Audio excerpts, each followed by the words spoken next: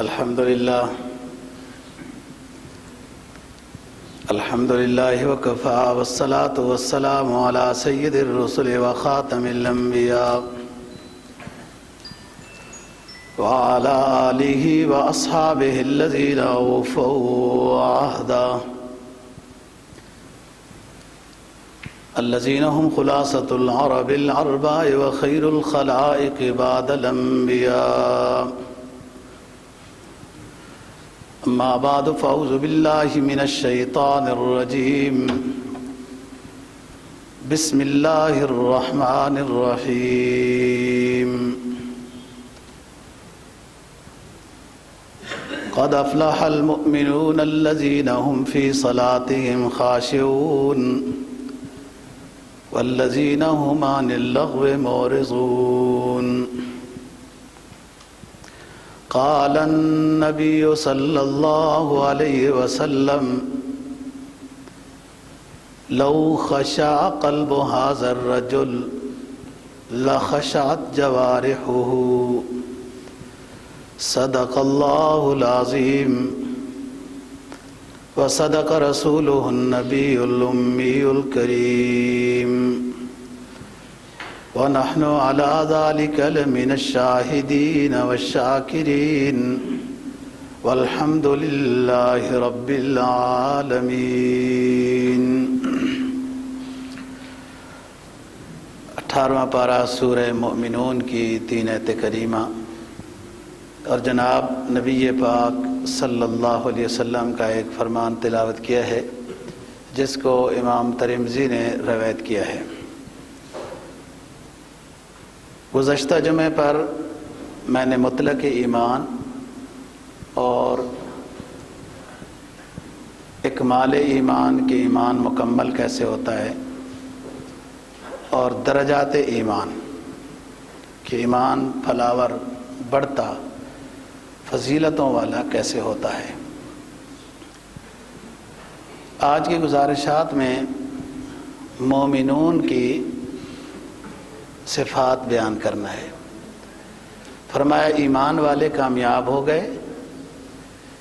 ایمان کی بات ہم تفصیل سے کر چکے ہیں گزشتہ جمعے پر. ایمان والوں کی خوبیاں کیا ہونی چاہیے؟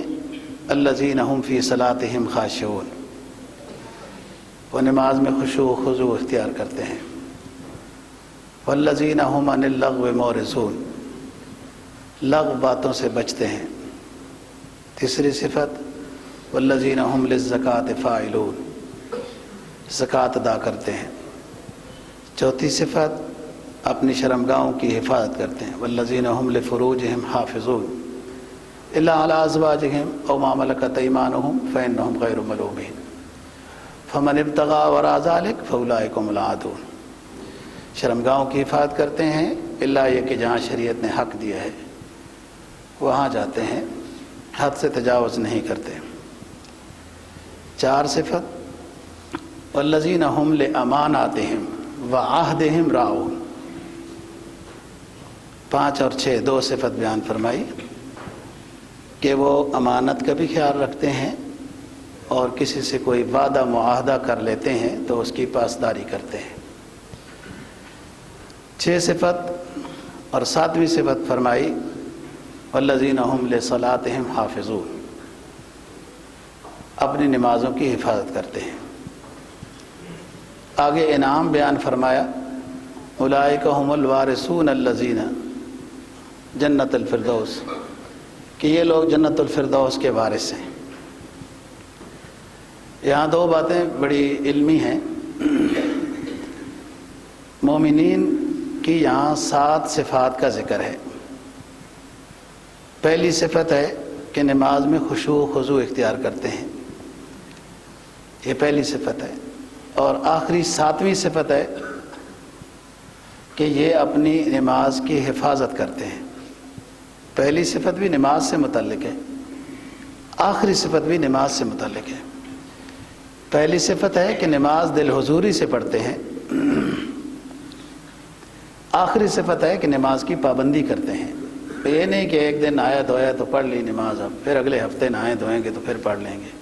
نماز کی پابندی کرتے ہیں. ہر نماز کا خیال رکھتے ہیں، وقت کے اندر پڑھتے ہیں، جماعت سے پڑھتے ہیں، قضا نہیں ہونے دیتے، یہ مطلب ہے حفاظت کا۔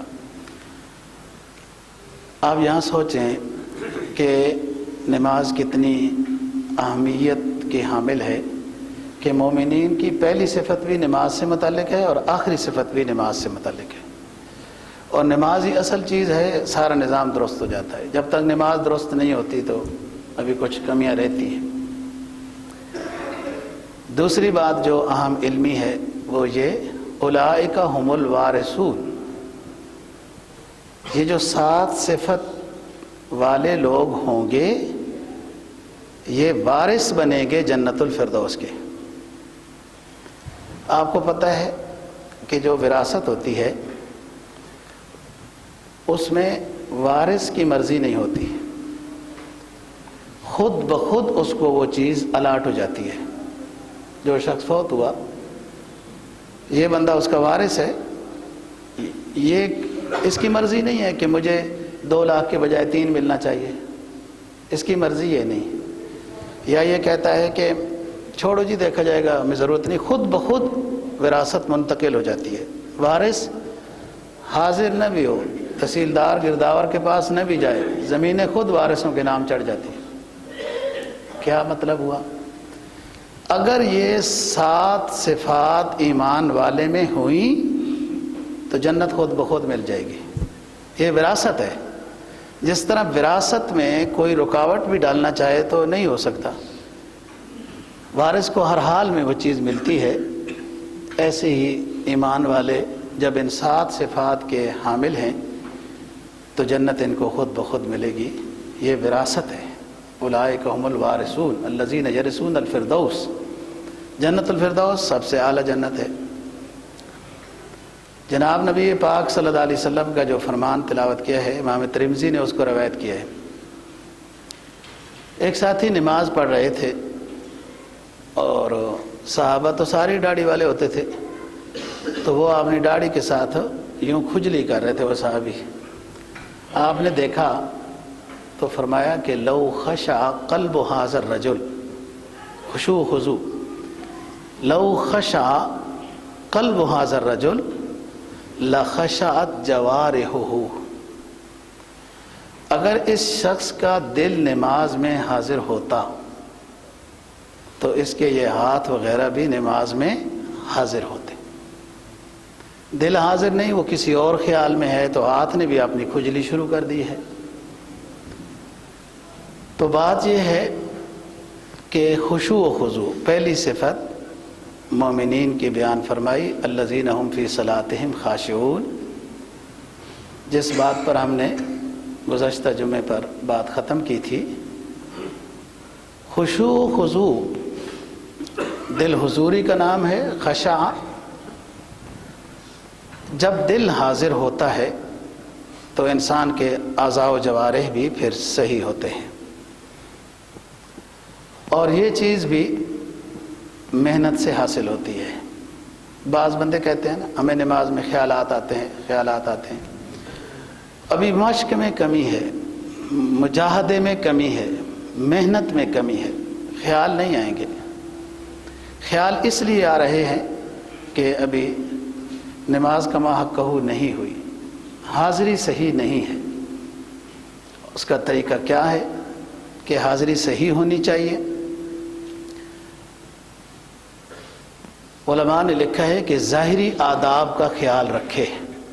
پہلی بات تو یہ ہے کہ نماز کے ظاہری آداب کا خیال رکھے، وضو صحیح ہو، کپڑے پاک صاف ستھرے ہوں۔ پاک ہونا کافی نہیں ہے، نماز کے لیے کپڑوں کا پاک ہونا کافی نہیں ہے، صاف ہونا بھی ضروری ہے۔ قرآن مجید نے کیا فرمایا؟ یا بنی آدم خذوا زینتکم عند کل مسجد، آپ خوبصورت لباس پہن کے آؤ جب مسجد میں آؤ نماز پڑھنے کے۔ بنی آدم خذوا زینتکم عند کل مسجد۔ حدیث میں جناب نبی پاک صلی اللہ علیہ وسلم کے حالات میں آتا ہے کہ جمعے کے لیے آپ کا ایک خصوصی لباس تھا کہ جمعے کے دن آپ وہ زیب تن فرماتے تھے، وہ نیا بھی ہوتا تھا، قیمتی بھی تھا، صاف ستھرا تھا، پر رونق تھا۔ اور پررونق لباس اگر اس نیت سے پہنا جائے کہ مجھے اچھا لگ رہا ہے تو ثواب ہے، اور اگر یہ نیت کی جائے کہ لوگ واہ واہ کہیں تو پھر غلط ہے۔ وہ ہندی محاورہ ہو گیا، مم ماتا جگ بھاتا، ہندی میں کہتے ہیں کھائیے وہ جو پسند ہو، پہنیے وہ جو لوگوں کو پسند ہو۔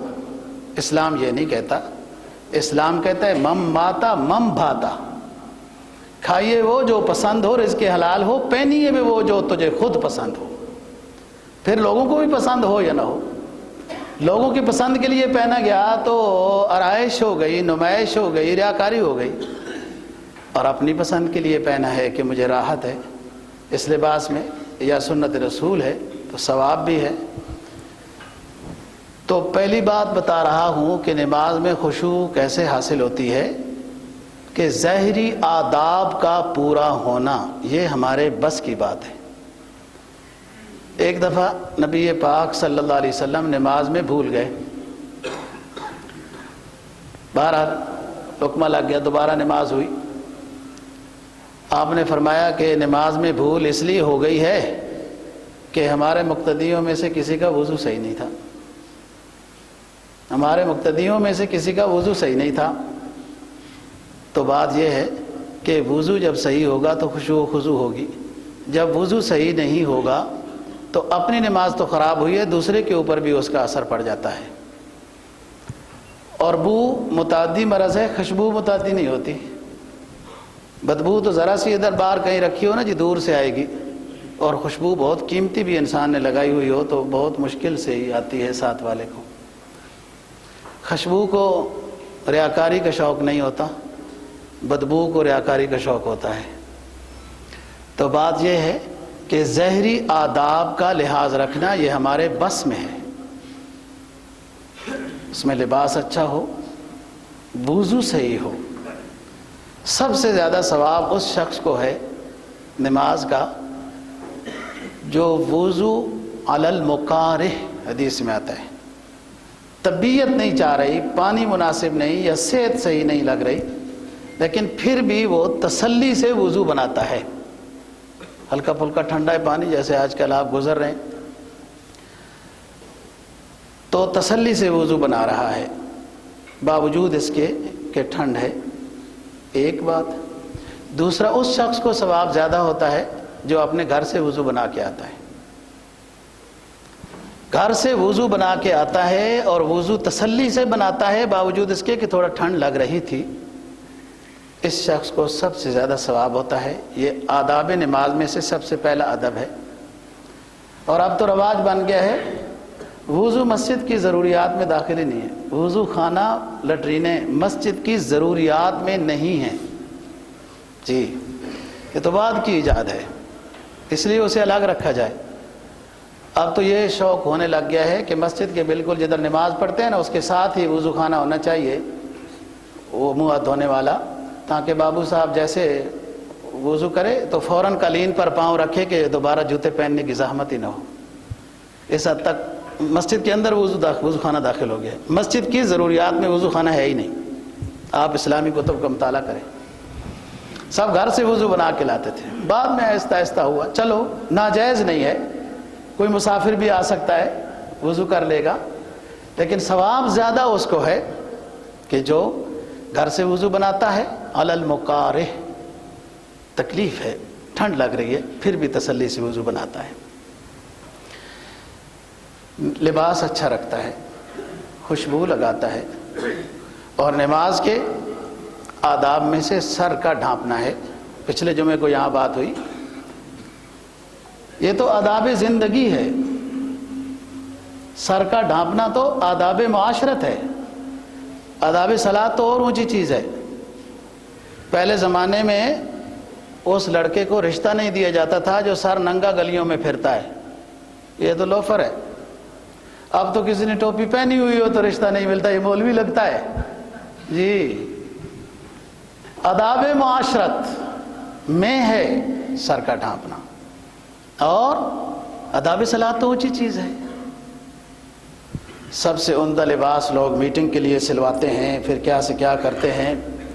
کبھی عمدہ لباس اس نیت سے بھی بنوایا جائے کہ جمعہ ادا کریں گے، امام غزالی نے تو آداب جمعہ میں یہ لکھا ہے کہ کوئی نیا لباس بھی بنائے تو کوشش کرے افتتاح جمعے کے دن کرے، اس کا حق ادا ہو جائے گا، جمعے کے دن کرے۔ دیکھو نا، اسلام عبادت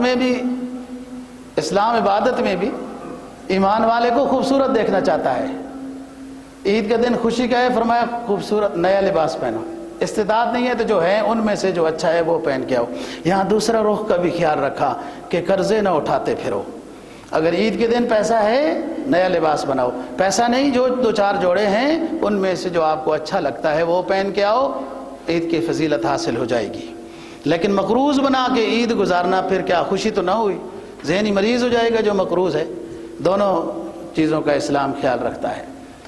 تو بات کر رہا ہوں خشوع خضوع، آداب کا جب خیال رکھیں گے، نماز کے آداب کا، مصلی صحیح ہے، جگہ یکسوئی کی ہے، لباس صحیح ہے اور خوشبو ہے، صاف ستھرا ہے، اب جب آپ اللہ اکبر کہیں گے تو لگتا ہے کہ ساری دنیا کو چھوڑ کر آپ اللہ کے سامنے حاضر ہو گئے۔ اس کی مثال پچھلے جمعے کو بھی ایک دی تھی کہ ایک جماعت کے ساتھ نماز اور ایک بغیر جماعت کے۔ اس جمعے کو یہ دیتا ہوں کہ ایک دن آپ سنت والا لباس پہن کر نماز پڑھیں، اور ایک دن جو ادھر سے بابو نے بنین بھیجی ہے نا کونیا ننگی والی، ادھر بابو نے ایک بنین بھیجی ہے نا کونیا ننگی والی، ایک دن اس کے ساتھ بھی نماز پڑھیں، اور پھر اس کے بعد اپنا جائزہ لیں، ایک وہ لباس جو سنت کے مطابق تھا اور آپ نے نماز ادا کی، اور ایک وہ لباس جو انہوں نے بھیجا ہے۔ جی نماز تو فرض ذمہ سے ساقط ہو جائے گا، ادا ہو جائے گی، لیکن دونوں نمازوں میں آپ کو فرق محسوس ہوگا۔ اس لیے آداب جب نماز کے پورے ہوں گے تو پھر دل حضوری بھی نصیب ہوگی، دونوں چیزیں مل کے چلیں گی تو فائدہ ہوتا ہے۔ صرف اسلام ہے ایمان نہیں ہے تو کیا فائدہ ہے؟ تو منافق ہے۔ اسلام ہے ایمان نہیں ہے منافق ہے، ایمان ہے اسلام نہیں ہے تو نجات نہیں ہے۔ کیا مطلب؟ اسلام ہے، نماز پڑھتا ہے، ادھر ادھر اور اسلام والے کام کرتا ہے، دل میں اللہ رسول پر ایمان نہیں ہے، جیسے منافقین کا تھا۔ ایمان لایا ہوا ہے، سچا ہے ایمان میں، لیکن نماز روزہ کہتا ہے مجھے نہیں اچھا لگتا ہے، وضو کرنا، جرابیں اتارنا، یہ کرنا وہ کرنا، یہ نہیں اچھا، اسلام نہیں ہے، ایمان ہے، نجات نہیں ہوگی۔ تو بات یہ ہے کہ ظاہری آداب جو ہمارے بس میں ہیں اس کو پورا کرنا ہے۔ آپ دیکھیں پھر کیسے اس کے بعد دل حضوری نصیب ہوتی ہے۔ ساتھ اس میں ضروری ہے کہ کم از کم نماز میں جو پڑھا جاتا ہے اس کا ترجمہ تو ہونا چاہیے۔ بہت بڑے گرامر کی بات نہیں کرتا ہوں، اس میں وقت زیادہ لگے گا، لیکن نماز کا ترجمہ تو پتہ ہو۔ جو آپ الحمد شریف پڑھتے ہیں، چند صورتیں پڑھتے ہیں، تحیات پڑھتے ہیں، دعائے قنوت پڑھتے ہیں، اس میں ہے کیا؟ ویسے ہی حرم کے امام نماز میں رونے لگ جاتے ہیں، وہ ترجمہ سامنے آ جاتا ہے تو خشیت آ جاتی ہے۔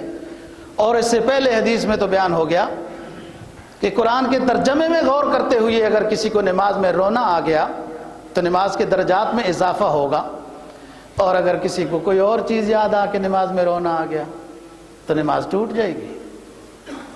کچھ اور چیز یاد آ گئی نا جی، ہاں تازہ تازہ شادی کی تھی، ادھر آ کے نماز میں کھڑا ہو گیا، ادھر دل پہنچ گیا، رونے لگ گیا کہ بڑی دور ہے، تو نماز تو ٹوٹ جائے گی۔ خشیت جب قرآن کے ترجمے میں غور و فکر کرتا ہے، اس میں جہنم کا ذکر آ رہا ہے، جنت کا، نعمتوں کا، اللہ کی قدرت کا، تو رقت طاری ہو گئی۔ یہ تو مطلوب شریعت ہے، قلب کا نرم ہونا مطلوب شریعت ہے۔ تو ظاہری آداب کا جب خیال رکھے گا تو پھر اس کو اندر کے جو دل کی کیفیت ہے، حدیث میں آتا ہے نا کہ انسان کا قلب، اللہ فرماتے ہیں کہ میری انگلیوں کے درمیان میں ہے، کما ہوا شانہ، اور یہی دعا ہے، اللہم ثبت قلبی علی دینک، اللہ میرے دل کو پکا کر دین پر۔ دل اللہ کے قبضے میں ہے، جو ہمارے قبضے میں ہے ظاہری آداب کا لحاظ رکھنا وہ پورا کریں، دل اللہ کے قبضے میں ہے، وہ حضوری نصیب تک کرا دے گا۔ تو یہ ہے نماز کا خشوع و خضوع۔ دوسری صفت ایمان والوں کی، والذین هم عن اللغو معرضون، لغو بات سے بچتے ہیں۔ لغو معنی ہوتا ہے بے مقصد، نہ اس کا فائدہ، یہ ادنا لغو ہے، نہ اس کا فائدہ نہ اس کا نقصان، جس کو کہتے ہیں وقت گزاری، فائدہ نقصان کوئی نہیں ہے، یہ لغو ہے، اس سے بھی ایمان والے بچتے ہیں۔ اسلام دنیا کمانے کو منع نہیں کرتا، اسلام کہتے ہیں دنیا کمانے میں اسلامی اصولوں کو پامال نہ کرو، جھوٹ نہ بولو، قسمیں نہ اٹھاؤ، سودی کاروبار نہ کرو، جائز چیزیں بیچو، ثواب ہے۔ اسلام میں سب سے اونچی عبادت جمعے کی ہے، فَإِذَا قُضِيَتِ الصَّلَاةُ فَانتَشِرُوا فِي الْأَرْضِ وَابْتَغُوا مِنْ فَضْلِ اللَّهِ مِنْ فَضْلِ اللَّهِ مِنْ مَالِ اللَّهِ مِنْ دِینَارِ اللَّهِ مِنْ دِرْہَمِ اللَّهِ۔ آپ بے شک تفسیروں میں دیکھ لیں، من فضل اللہ، اللہ کا فضل تلاش کرو، جب جمعہ کی نماز تم ادا کر چکے ہو اللہ کا فضل تلاش کرو، یعنی تجارت کرو، رزق حلال تلاش کرو، دینار درہم کماؤ۔ اسلام تو کمائی سے منع نہیں کرتا، اسلام ہر معاملے میں اپنی ہدایات دیتا ہے، اصول اور ضوابط عطا کرتا ہے کہ ان کو نہ توڑنا، حرام چیز کا کاروبار نہ ہو، فلاں فلاں۔ لیکن وہ ادھر کا حق ہے، پھر یہ ادھر کا حق ہے، دونوں ادا کرنے، یہ خود سمجھ میں آ رہے ہیں کہ نماز بھی ادا کرنی ہے اور رزق بھی کمانا ہے۔ تو رزق کمانا، کاروبار کرنا، دفتر میں جانا آنا، بیوی بچوں کے ساتھ بیٹھنا وغیرہ، یہ لغو نہیں ہے، یہ با مقصد ہے، نیت کو درست رکھنا تو یہ بھی ثواب ہو جائے گا۔ امام بخاری رحمہ اللہ تعالیٰ نے روایت نقل کی، گھوڑے کے ساتھ کھیلنا ثواب ہے، تجارت کی نیت سے ہو، تیر و کمان کے ساتھ کھیلنا، اس نیت سے پریکٹس کرنا، کل جہاد میں کام آئے گا، ثواب ہے، اور اپنے بیوی بچوں کے ساتھ، بیگم کے ساتھ بیٹھنا اور محبت و مروت کی بات کرنا، یہ بھی ثواب ہے۔ لیکن اس کا یہ مطلب نہیں ہے کہ صرف اسی ثواب کو لے کے بیٹھ جائے اور پورے اسلام کو پھر فراموش کر دے، تمام چیزوں کو لے کے چلنا ہے۔ ایک حدیث میں جناب نبی پاک صلی اللہ علیہ وسلم کا فرمان ہے، مجھے دو کھیلیں تو بہت پسند ہیں، تیرنا بھی اور تیر اندازی بھی، لیکن تیرنے کے مقابلے میں تیر اندازی زیادہ پسند ہے، اس میں جسم زیادہ مضبوط ہوتا ہے، یا اس میں کچھ اور ہی نہ ہونے لگ جائے، جیسے مرور دور ہوا تو کیا سے کیا ہو گیا، لوگوں نے حمام کیسے بنائے اور کیا سے کیا جناب موٹا کو پتلا کرنے کے لیے ایسے تیرنے کے پوائنٹ بنائے، جس میں بے حیائی ہو جاتی ہے، خطرہ ہوتا ہے۔ والذین هم عن اللغو معرضون، ایمان والا لغو سے بھی بچتا ہے، لغو سے بھی، بے معنی چیز ہے، نہ فائدہ ہے نہ نقصان ہے، اور اگر نقصان والی چیز ایمان والا کر رہا ہے یعنی گناہ، یہ تو پھر گناہ اور پھر اس کے درجے، پھر کفر شرک سب سے بڑا گناہ، ادنا مکروہات ہوتے ہیں۔ حدیث میں جناب نبی پاک صلی اللہ علیہ وسلم کا فرمان ہے، من حسن اسلام المرء ترکہ ما لا یعنیہ۔ امام ابو داود سجستانی، اشعث نام ہے ان کا، سجستان کے ہیں رحمہ اللہ تعالیٰ، کہتے 5 لاکھ احادیث میں نے پڑھی،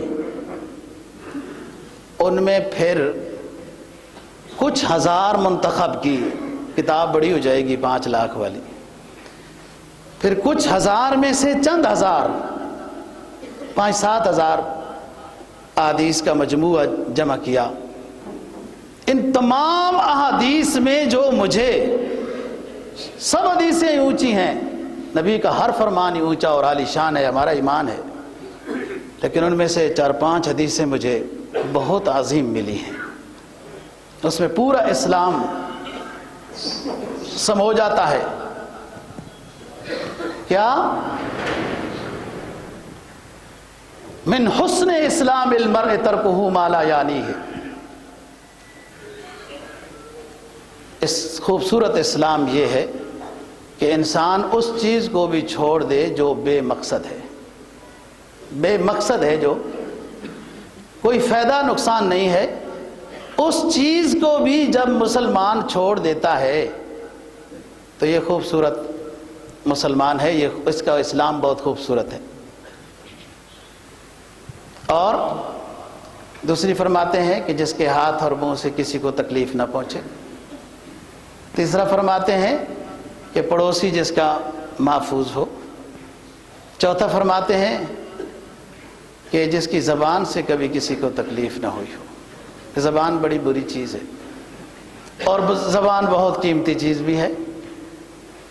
ایک ادنا سا جملہ بولا، زندگی کی ساری پونجی ضائع ہو جائے گی، اور ایک ادنا سا جملہ بولا، چھوٹا سا جملہ، ادنا تو نہیں کہنا چاہیے، ایک چھوٹا سا جملہ بولا تو 70 سالہ گناہوں سے بھری ہوئی زندگی بانور پر رونق ہو جائے گی۔ ساری زندگی کفر میں گزاری، جب صدق کے دل سے لا الہ الا اللہ محمد الرسول اللہ پڑھ لیا تو حدیث میں آتا ہے اسلام ساری سابقہ غلطیوں کو مٹا دیتا ہے۔ دیکھو ایک جملہ ہے جو زبان سے ادا ہوتا ہے، اور اسی کے برعکس اگر کفریہ جملہ، متکبرانہ جملہ، ایذا پہنچانے والا جملہ کسی کو کہہ دیا تو پھر بہت کچھ ضائع ہو جائے گا۔ تو لغوات من حسن اسلام المرء ترکہ ما لا یعنی، یہ سوچتے رہنا ہے کہ لغو کام نہیں کرنا، اور آگے کہ وہ کام ایسا کہ جو گناہ والا ہو۔ الانسان علی نفسہ بصیرہ ولو القی معاذیرا، انسان کو اللہ نے وہ صلاحیت عطا کی ہے کہ یہ سمجھتا ہے کہ اچھی کیا چیز ہے اور بری کیا چیز ہے۔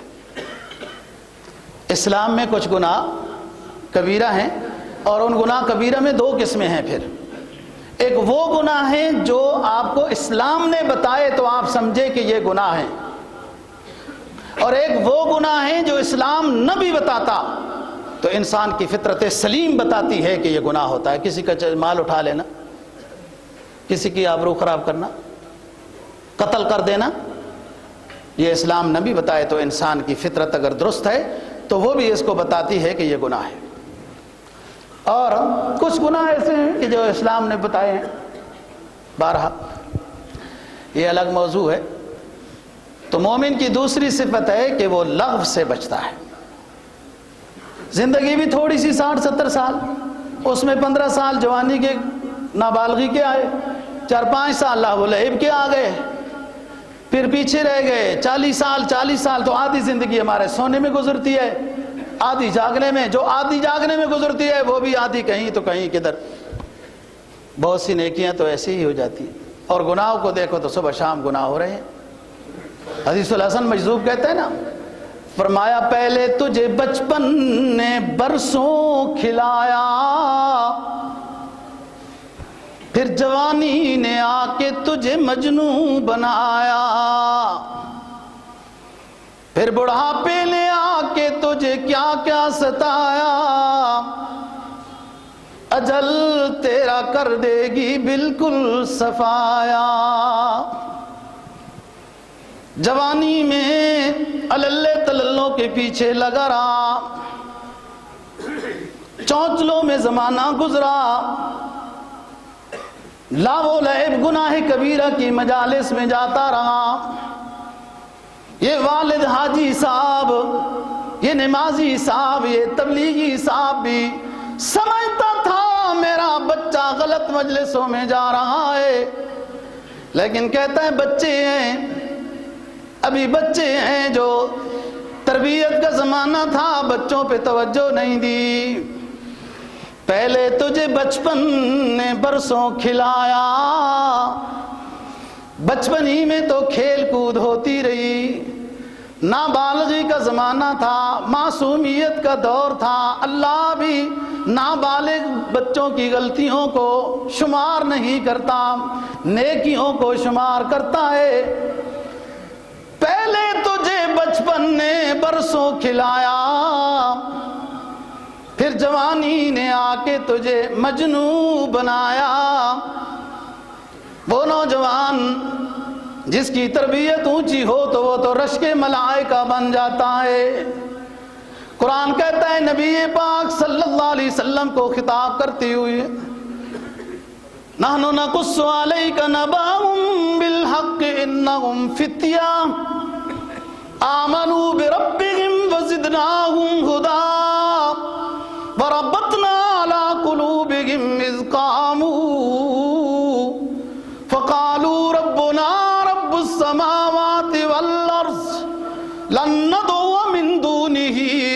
لقد قلنا اذا شططا، اے میرے آخری حبیب محمد عربی صلی اللہ علیہ وسلم، میں تجھے چند نوجوانوں کی کہانی نہ سناؤں؟ وہ چند نوجوان اللہ کو وحدہ لا شریک ذات ماننے والے، غیر اللہ کے سامنے نہ جھکنے کا عزم رکھنے والے، وہ اصحاب کہف کے چند نوجوان، جب بادشاہ دقیانوس نے کہا ہمارے سامنے جھک جاؤ، جھک جاؤ، ہم مجبوراً بھی جھکا دیتے ہیں۔ کیا سمجھے بلوہریا والا، میں کیا کہہ گیا؟ جھک جاؤ ہمارے سامنے، ہم تو مجبوراً بھی جھکا دیتے ہیں۔ وہ چند نوجوان حق و صداقت کے پروانے بادشاہ کے سامنے کھڑے ہو جاتے ہیں، کہتے ہیں یہ زمین اللہ نے عطا کی، ہم اللہ کے علاوہ کسی کے سامنے نہیں جھکائیں گے۔ یہ نوجوان ہیں جن کے بارے میں اللہ نے آخری کتاب نازل کر دی جو قیامت تک رہے گی، اور ان کا قصہ، ان کا واقعہ بیان ہوتا رہے گا۔ یہ تربیت یافتہ ہیں، حق و صداقت کے پروانے ہیں، اور ایک وہ نوجوان ہیں جو ہمارے معاشرے کے ہیں جن کو والدین بھی بے لگام چھوڑ دیتے ہیں۔ پہلے تجھے بچپن نے برسوں کھلایا، پھر جوانی نے آ کر تجھے مجنوں بنایا، پھر بڑھاپے نے آ کے کیا کیا ستایا۔ تہجد پڑھنا چاہتا ہے، نماز با جماعت پڑھنا چاہتا ہے، لیکن ہڈیاں آواز دے رہی ہیں، طرح طرح کے درد جسم سے نکل رہے ہیں۔ اب چاہتا ہے نیکیاں کرنا لیکن ساتھ ہمت نہیں دے رہی۔ پھر بڑھاپا آ گیا، پھر اجل آ گئی۔ فرمایا جگہ جی لگانے کی دنیا نہیں ہے، یہ عبرت کی جا ہے، تماشا نہیں ہے۔ یہاں دیکھنا ہے چند دن کیا زندگی گزر گئی، اس میں کیا کمایا کیا ہے، اور سوچنا ہے کہ میری زبان سے، ہاتھ سے، میری قلم سے، میری آنکھ سے، میرے ہاتھ پاؤں سے کسی کو تکلیف تو نہیں ہوئی۔ یہ تو گناہ کبیرہ ہے۔ مومن تو لغو سے بچتا ہے۔ ایک گاؤں کا واقعہ ہے، ایک حاجی صاحب کا نام نکل آیا، حج پر جا رہا تھا اور سارا دن پھرتا ہے اس گاؤں میں اور روتا ہے۔ تو کہا کیوں پتنی یہ روتا ہے، کیا مسئلہ ہو گیا؟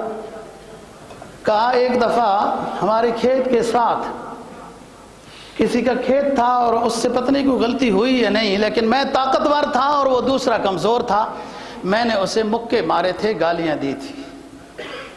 تو حج پر جا رہا ہوں، سنا یہ ہے کہ حقوق العباد کو پہلے معاف کرا کے جائے بندہ، پھر حج میں ساری غلطیاں معاف ہو جاتی ہیں، اور وہ بندہ مجھے نہیں مل رہا۔ یہ فکر بھی لگ جائے تو بہت قیمتی ہے، لیکن حدیث میں جناب نبی پاک صلی اللہ علیہ وسلم کا فرمان ہے کہ ایک بندہ ہے، کچھ کہتا ہے، کچھ بول دیتا ہے، سوچتا نہیں ہے کہ اس کا اثر آگے کیا ہوگا۔ تو فرمایا جنت سے مشرق و مغرب کے مسافت سے دور ہو جاتا ہے۔ کہہ دیا، سوچا نہیں۔ اگلی بات، ایک شخص نے ایک جملہ سوچا، بخاری کی حدیث، سوچ کے بولا کہ اس سے میرا رب راضی ہوگا، فرمایا اس کو جنت کے درجات عالیہ سب عطا کر دیے جائیں گے۔ ایک جملہ بولا، سوچ کے بولا، ایسا جملہ ہے کہ جس سے میرا رب راضی ہو جائے گا۔ اور ایک ایسا جملہ بولا، سوچ کے بولا، کہ اس کو تھوڑا سا ذلیل کرنا ہے۔ معاشرے میں سنتے رہتے ہو نا باتیں، اس کو تھوڑا دبانا ہے، ذلیل کرنا ہے۔ سوچ کے بولا، دوسرے کو تکلیف پہنچانی ہے، ذلیل کرنا ہے اس کو۔ تو فرمایا یہ جنت سے دور اور جہنم کی جو سب سے زیادہ عذاب والی وادی ہے اس کے اندر اس نے اپنے آپ کو گرا دیا ہے۔ اسلام کے 200 راستے اور بڑے نازک سفر کے ہیں۔ ایک تربیت کی بات ہوتی ہے، اولاد کی، شاگردوں کی، یہ بھی ضروری ہے، اور ایک اصلاح دوسرے ساتھی کی بھی، امر بالمعروف نہی عن المنکر، لیکن پہلے دل کا جائزہ لینا ہے۔ مبلغ کے لیے ضروری ہے صرف تبلیغ نہیں کرنا، تنہائی میں اللہ اللہ کرنا۔ فَإِذَا فَرَغْتَ فَانْصَبْ وَإِلَىٰ رَبِّكَ فَارْغَب۔ پھر سوچنا ہے اس میں میری ضرورت کیا ہے، میرے ساتھیوں کی ضرورت کیا ہے، پھر انشاءاللہ اس کا فائدہ ہوتا ہے۔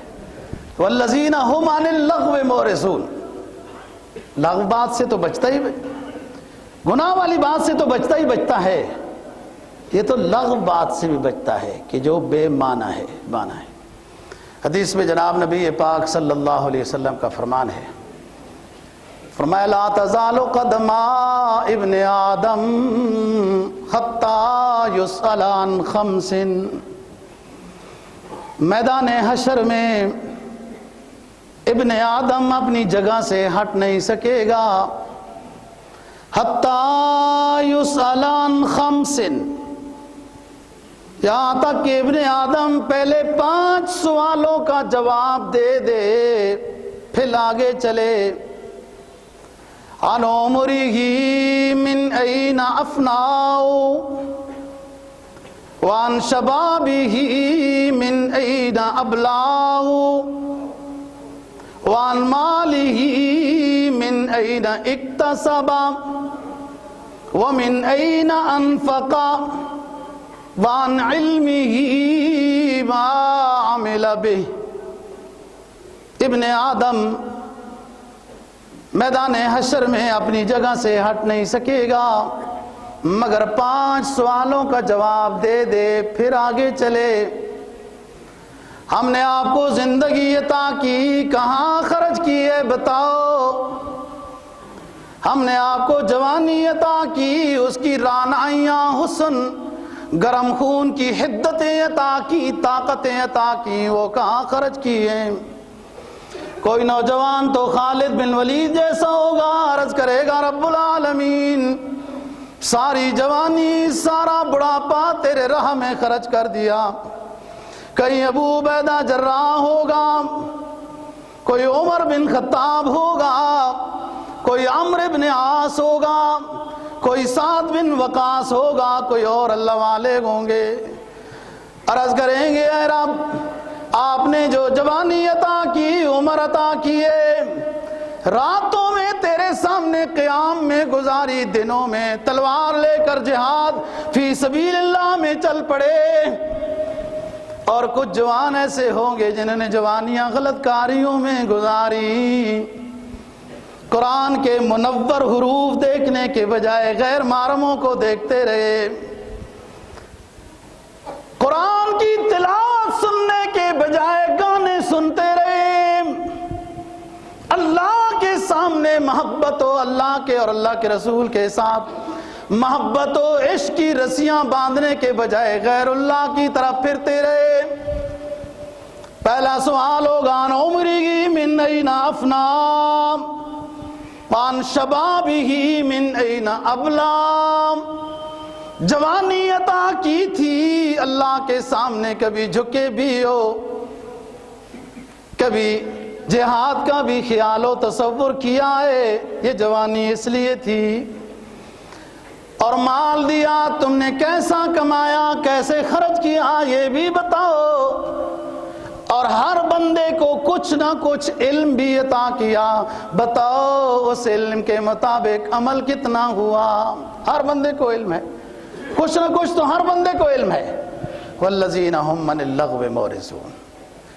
اور تیسری صفت زکوٰۃ ادا کرتے ہیں، چوتھی صفت اپنی شرمگاہوں کی حفاظت کرتے ہیں، پانچویں صفت امانت کا خیال رکھتے ہیں، چھٹی صفت معاہدے کا، وعدے کا خیال رکھتے ہیں۔ ایمان والے، ایمان کا حصہ ہے امانت، دیانت، اگر اس میں کمزوری ہے نفاق آ جاتا ہے۔ اور پھر ساتویں صفت وہی کہ نماز کی حفاظت کرتے ہیں۔